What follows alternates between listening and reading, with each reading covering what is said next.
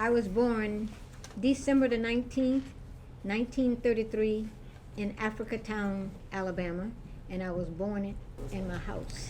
Africatown was a very special place in my life and in the life of my family and all the people who lived in Africatown. It was started by the African people who were brought from Benin, a country in Africa, in West Africa, around about 1859, 1860. And they were brought to Africatown by two white men who had gone to Benin. And at the time that they brought them to Africatown, it was illegal to bring additional slaves, people in enslavement, into the United States. So they didn't want to be detected, but it just so happened that they were spotted by the National Guard, and they tried to cover up and hide, and they set the ship on fire to burn it up, and the evidence from being known. But the story had gotten out all over the country and the newspapers, and it really was very well known in the area. And about 5 years after they were brought there, in 1865, the Civil War was over, and Lincoln signed the Emancipation Proclamation. And so all slavery was illegal in 1865. And so the people were no longer in bondage. And so they determined that they wanted to get back to where they were brought from, back to Africa. But they had no real way to do that.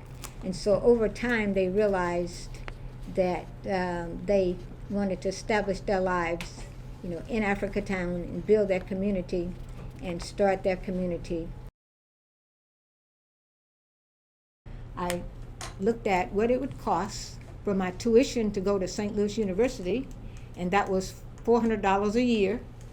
And I could stay with my family, and I would not have to pay anything for my room and board. So that was the best choice that was made for me at that time. So I decided to do that. As Karen was saying, when I did that, I really didn't know if that was going to work for me or not, because I started missing Africatown. I started missing my community. I went, St. Louis University was an all-white school.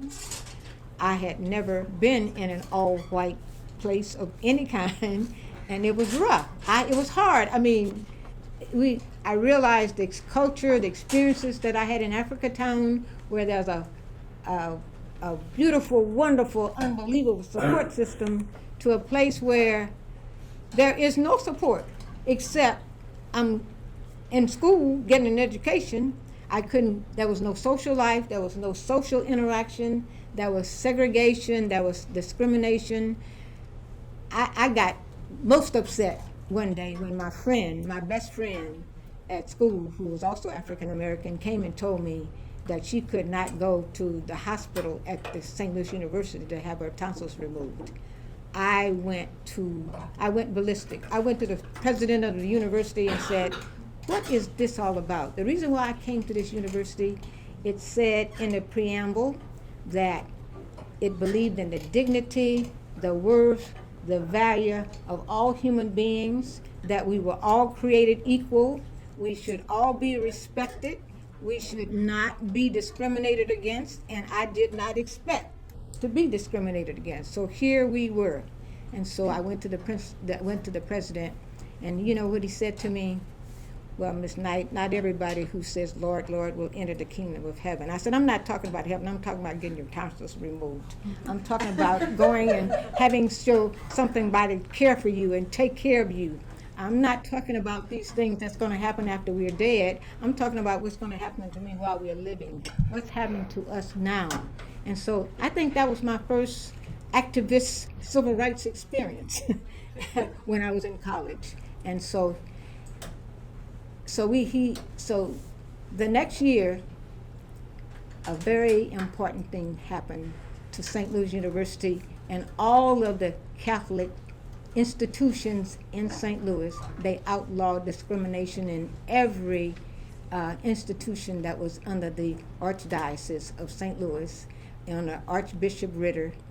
And he said to all the people that anybody who have a problem with this, come and talk to me. I am the one to discuss this with. So everything changed. Wow. I did not experience any more of that in St. Louis after that.